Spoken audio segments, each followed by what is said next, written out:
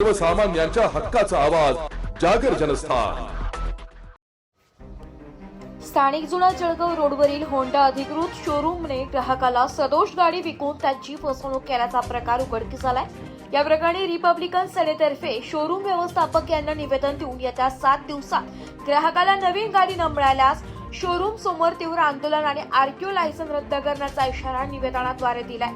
Republican सेनेचे कार्यकर्ते श्री सुमित अशोक निकम यांनी 8 फेब्रुवारी 2026 रोजी सदर शोरूम मधून नवीन होंडा ऍक्टिवा खरेदी केली होती। मात्र अवघ्या 8 दिवसातच या नवीन गाडीचे इंजिन निकामी झाले। हक्काची तक्रार घेऊन शोरूम मध्ये गेले असता तेथील मेकॅनिकल मॅनेजर विकास शिंदे यांनी उडवाउडीची उत्तरे देऊन गाडी दुरुस्तीसाठी 15 दिवसांचा वेळ मागितला। भर रस्त्यात गाडी बंद पडल्याने ग्राहकाचा अपघात झाला असता याकडे शोरूम मधील मॅनेजर यांनी दुर्लक्ष केलंय।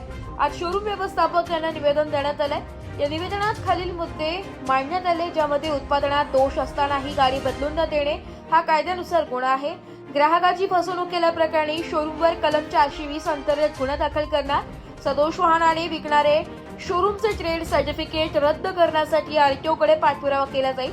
ग्राहकांकडून पूर्ण पैसे घेऊन त्यांना मृत्यूचा सापळा विकणाऱ्या शोरूम मालकाची मनमानी खपवून घेतली जाणार नाही।